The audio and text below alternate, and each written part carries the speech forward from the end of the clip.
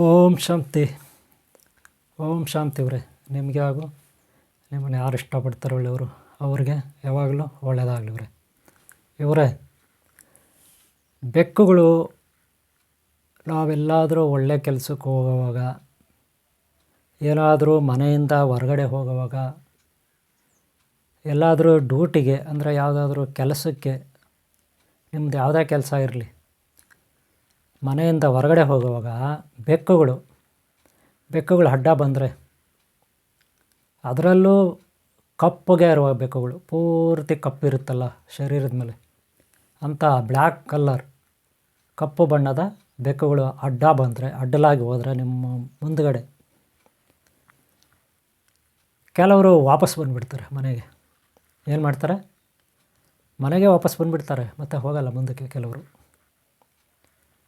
ಆ ರೀತಿ ಒಂದು ನಂಬಿಕೆನ ಇಟ್ಕೊಂಡಿರ್ತಾರೆ. ಅದು ಅಪಶಕನ ಅಂತಾರೆ. ಬೆಕ್ಕು, ನಾವೆಲ್ಲಾಂದರೂ ಯಾವುದೋ ಒಂದು ಒಳ್ಳೆ ಕೆಲ್ಸಕ್ಕೆ ಹೋಗ್ತೀವಿ, ಯಾವುದೋ ಹೆಣ್ಣು ನೋಡೋಕ್ಕೆ ಮಕ್ಕಳಿಗೆ, ಗಂಡು ಮಕ್ಕಳಿಗೆ ಹೆಣ್ಣು ನೋಡೋಕ್ಕೆ ಹೋಗ್ತಾರೆ ಕೆಲವರು ಬೇರೆ ಕಡೆ, ಅಥವಾ ಹುಡುಗನ ನೋಡೋಕ್ಕೆ ಹೋಗ್ತಾರೆ ಕೆಲವರು, ಹುಡುಗನ ಮನೆಗೆ ಅಥವಾ ಹುಡುಗಿ ಮನೆಗೆ ಹೋಗ್ತಾರೆ. ಇನ್ನೂ ಕೆಲವರು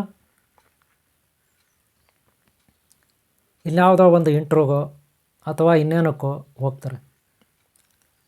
ಆದರೆ ಅಡ್ಡ ಬಂದುಬಿಟ್ರೆ ಬೇಕು ಅಪಶಕನ, ಆ ರೀತಿ ಹೇಳಿ ವಾಪಸ್ ಬರ್ತಾರೆ. ಇದು ಸರಿನಾ ತಪ್ಪ ಅನ್ನೋದು ಇಲ್ಲೊಂದಿರುತ್ತೆ. ಗೊತ್ತಾಯ್ತಲ್ಲ? ಬೆಕ್ಕುಗಳು ಅಡ್ಡ ಬಂದರೆ ನಾವು ವಾಪಸ್ ಬರಬೇಕಾ, ಇಲ್ಲ ಹಂಗೆ ಹೋಗಬೇಕಾ ಮುಂದಕ್ಕೆ? ಅಪಶಕನನ ಅಥವಾ ಶಕನನ, ಅವುಗಳಿಂದ ನಮಗೇನೋ ತೊಂದರೆ ಆಗುತ್ತಾ ಅನ್ನೋದು ಒಂದಿದೆ. ಎರಡನೇದು, ಮನೆಗಳಲ್ಲಿ ಬೆಕ್ಕು ನಾವು ಸಾಕಬೇಕಾ ಬೇಡವಾ ಅನ್ನೋದು ಎರಡನೇದಿದೆ. ಮನೆಗಳಲ್ಲಿ ಬೆಕ್ಕನ್ನು ಸಾಕಿದರೆ ಏನು ಉಪಯೋಗ ಇಲ್ಲ, ಅದಿದೆ. ಗೊತ್ತಾಯ್ತಲ್ಲ? ಇದ್ರ ಬಗ್ಗೆ ಇವತ್ತು ನಾನು ನಿಮಗೆ ಒಂದು ಸ್ವಲ್ಪ ಚಿಕ್ಕದಾಗಿ ತಿಳಿಸ್ಕೊಡ್ತೀನಿ. ಓಕೆನಾ? ಸ್ವಲ್ಪ ಈ ವಿಡಿಯೋನ ನೋಡಿ, ಕೊನೆವರೆಗೂ ನೋಡಿ, ಚಿಕ್ಕದಾಗಿರುತ್ತೆ ನೋಡಿ. ನಿಮ್ಗೆ ಇಷ್ಟ ಆದರೆ ಒಂದು ಲೈಕ್ ಮಾಡಿ, ಸರಿನಾ? ಬೆಕ್ಕುಗಳು ಎಲ್ಲಾದರೂ ನಾವು ರಸ್ತೆಯಲ್ಲಿ ಪ್ರಯಾಣ ಬೆಳೆಸುವಾಗ, ನಡ್ಕೊಂಡಿರ್ಬೋದು, ಕಾರಲ್ಲಿರ್ಬೋದು, ಆ ಟೈಮಲ್ಲಿ ಬೆಕ್ಕುಗಳು ಅಡ್ಡ ಬರುತ್ತೆ. ಆಗ ಕೆಲವರು ವಾಪಸ್ ಹೋಗ್ತಾರೆ. ಆದರೆ ಅದಕ್ಕೆ ತದ್ವಿರುದ್ಧ ಎನ್ನುವಂತೆ ಮನೆಗಳಲ್ಲಿ ಬೆಕ್ಕುಗಳನ್ನು ಸಾಕಿ ಬೆಳೆಸ್ತಾರೆ. ಬಹಳ ಮುದ್ದಾಗಿ ಅವುಗಳನ್ನು ಚಿಕ್ಕ ಮಕ್ಕಳಿಂದ ಹಿಡಿದು ದೊಡ್ಡವರವರೆಗೂ ಅವುಗಳನ್ನು ಮುದ್ದಾಗಿ ಬೆಳೆಸ್ತಾರೆ, ನೋಡ್ಕೊಳ್ತಾರೆ, ಪ್ರೀತಿ ಮಾಡ್ತಾರೆ. ಇವುಗಳಿಂದ ಏನು ಉಪಯೋಗ? ಬೆಕ್ಕುಗಳಿಂದ ಒಂದು ಪ್ರಶ್ನೆ ಬರುತ್ತೆ, ಉದ್ಭವ ಆಗುತ್ತೆ. ಬೆಕ್ಕುಗಳು ಇದ್ದರೆ ಮನೆಯಲ್ಲಿ ಅವು ಶಬ್ದ ಮಾಡ್ತಾ ಇರುತ್ತೆ. ಅಂದರೆ ಆಗಾಗ ಅವು ಸಣ್ಣ ದನಿನಲ್ಲಿ ಮಿಯಾ ಮಿಯಾ ಅಂತ ಅಂತಿರ್ತವೆ. ಇದರಿಂದ ಮನೆಯಲ್ಲಿ ಕೆಲವು ಇಲಿಗಳಿರ್ತವೆ. ಇಲಿಗಳೇನಾದರೂ ಮನೆಯಲ್ಲಿ ಸಣ್ಣ ಇಲಿ ದೊಡ್ಡ ಇಲಿ ಸೇರ್ಕೊಬಿಟ್ರೆ, ಮನೆಯಲ್ಲಿರೋ ಪುಸ್ತಕಗಳು, ಮಕ್ಕಳ ಪುಸ್ತಕಗಳು, ಅಥವಾ ಇನ್ನೇನೋ ಬಟ್ಟೆಗಳು, ಮೈ ಮೇಲೆ ಹಾಕ್ಕೊಳ್ಳೋ ಬಟ್ಟೆಗಳು, ಅಥವಾ ಯಾವುದಾದ್ರೂ ತಿಂಡಿ ಪದಾರ್ಥಗಳಿರುತ್ತಲ್ಲ ಪದಾರ್ಥಗಳು, ಇವುಗಳನ್ನೆಲ್ಲ ಇಲಿಗಳು ಹಾಳು ಮಾಡ್ತವೆ. ಅವು ಹಾಳು ಮಾಡದೇ ಇರಬೇಕಾದ್ರೆ ಈ ಬೆಕ್ಕುಗಳ ಸೌಂಡ್ ಇರಬೇಕು ಮನೆಯಲ್ಲಿ, ಬೆಕ್ಕುಗಳ ಸೌಂಡ್ ಇರಬೇಕು. ಈ ಕಾರಣಕ್ಕಾಗಿ ಬೆಕ್ಕುಗಳನ್ನು ಮನೆಗಳಲ್ಲಿ ಸಾಕ್ತಾರೆ ಕೆಲವರು. ಇನ್ನು ಕೆಲವರು ಅವು ಮುದ್ದಾಗಿ ಮಕ್ಕಳ ಜೊತೆ ಆಟ ಆಡೋಕ್ಕಿಂತ, ಅಥವಾ ಮನೆಯಲ್ಲಿ ಜೊತೆಗೆ ಒಬ್ಬರು ಇರಲಿ, ಕಂಪನಿ ಕೊಡಲಿ ಅಂತ ಕೆಲವರು ಒಂಟಿ ಜೀವನ, ಕೆಲವರು ಒಂಟಿಯಾಗಿರ್ತಾರೆ. ಕೆಲವರು ಮನೆಯಲ್ಲೆಲ್ಲ ಕೆಲಸಕ್ಕೆ ಹೋಗ್ಬಿಟ್ರೆ ಮಕ್ಕಳು ಒಂಟಿಯಾಗಿರ್ತಾರೆ, ಅಥವಾ ಯಾರಾದರೂ ಗಂಡ ಡ್ಯೂಟಿಗೆ ಹೋದರೆ ಹೆಂಡತಿ ಒಂಟಿಯಾಗಿರ್ತಾರೆ, ಅಥವಾ ಹೆಂಡತಿ ಡ್ಯೂಟಿಗೆ ಹೋದರೆ ಗಂಡ ಒಂಟಿಯಾಗಿರ್ತಾರೆ. ಒಟ್ಟಿನಲ್ಲಿ ಕೆಲವು ಮನೆಗಳಲ್ಲಿ ಒಂಟಿಯಾಗಿರ್ತಾರೆ.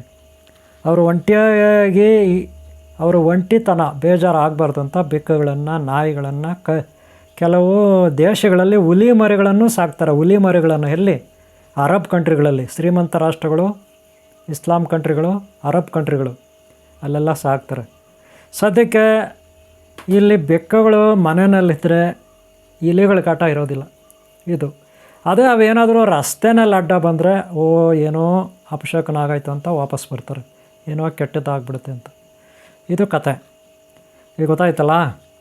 ಬೆಕ್ಕುಗಳು ಎಲ್ಲ ದೇಶದಲ್ಲೂ ಇರುತ್ತೆ ಸಾಮಾನ್ಯವಾಗಿ. ಅವು ಇಲಿಗಳನ್ನು ಬೇಟೆಯಾಡಿ ಜೀವನ ಮಾಡ್ತವೆ. ಇನ್ನು ಕೆಲವು ಮನೆಯಲ್ಲಿ ಹಾಲ್ಗಿಲ್ಲ ಹಾಕಿ ಅವಾಗೇನೋ ಒಂದು ಅವುಗಳದೇ ಆದ ಊಟ ಮಾಲೀಕರು ಯಾರು ಸಾಕ್ಕೊಂಡಿರ್ತಾರೆ ಬೆಕ್ಕುಗಳನ್ನು ಅವ್ರು ಹಾಕಿದರೆ ಅವು ತಿನ್ಕೊಂಡು ಬದುಕ್ತವೆ. ಅವೇನು ಮನುಷ್ಯನಿಗೆ ತೊಂದರೆ ಮಾಡಲ್ಲ. ನೋಡಿದ್ರಲ್ಲ, ಬೆಕ್ಕು ಸಾಕಿದರೆ ಏನೆಲ್ಲ ಉಪಯೋಗ ಆಗುತ್ತೆ ಅಲ್ವಾ. ನಮ್ಮ ಮನೆಗಳಲ್ಲಿ ಇಲಿಗಳು ಸಂಖ್ಯೆ ಕಡಿಮೆ ಆಗುತ್ತೆ. ಅದೇ ಹೊರಗಡೆ ರೈತರಿಗೆ ಇಲಿಗಳು ತುಂಬ ಹಿಂಸೆ ಕೊಡ್ತಿರ್ತವೆ, ಅವುಗಳ ಸಂಖ್ಯೆನೂ ಕಡಿಮೆ ಆಗುತ್ತೆ ಅನ್ನೋದು ಬೆಕ್ಕುಗಳು ಸಾಕಿದರೆ ಉಪಯೋಗನೇ. ಅಲ್ಲಿಗೆ ನಾವು ಬೆಕ್ಕುಗಳನ್ನು ಮನೇಲಿ ಇಟ್ಕೋಬೋದು ಅನ್ನೋದು ಇದರಿಂದ ಅರ್ಥ ಆಗುತ್ತೆ ಅಲ್ವಾ. ಅದೇ ದಾರಿನಲ್ಲಿ ಬೆಕ್ಕು ಅಡ್ಡ ಬಂತು ಹೋಗಬಾರ್ದು ಹಂಗೆಲ್ಲ ಯೋಚನೆ ಮಾಡ್ತಾರೆ. ಅದೆಲ್ಲ ಏನು ನಾವು ಅಷ್ಟು ಕೆಲವರು ತಗೊಳ್ತಾರೆ, ಅದು ಅವರವರು ಮನಸ್ಥಿತಿಗೆ ಬಿಟ್ಟಿದ್ದು. ಸರಿನಾ. ಒಟ್ಟಿನಲ್ಲಿ ನೀವು ಬೆಕ್ಕುಗಳನ್ನು ಸಾಕಿ ತಪ್ಪಲ್ಲ, ಅವುಗಳಿಗೆ ಹಿಂಸೆ ಕೊಡಬೇಡಿ, ಅವಳಿಗೆ ನೋವಿಗಿಸ್ಬೇಡಿ, ತೊಂದರೆ ಮಾಡಬೇಡಿ. ಸಮಯಕ್ಕೆ ಸರಿಯಾಗಿ ಹಾಲು ಊಟ ತಿಂಡಿ ಅವುಗಳಿಗೆ ಹಾಕಿ ಚೆನ್ನಾಗಿ ಸಾಕಿ ಮಕ್ಕಳು ದೊಡ್ಡವರು ಚಿಕ್ಕವರೆಲ್ಲ ಸಂತೋಷವಾಗಿ ಆನಂದವಾಗಿರ್ತಾರೆ. ಸರಿನಾ. ಆದರೆ ಅವು ಕೆಲವು ಸಾರಿ ಗಲೀಜು ಮಾಡ್ತವೆ ಮನೆಗಳಲ್ಲಿ, ಎಲ್ಲಿಂದ ಇಲಿ ತಗೊಂಡು ಬಂದು ಮನೇಲಿ ಹಾಕ್ತವೆ.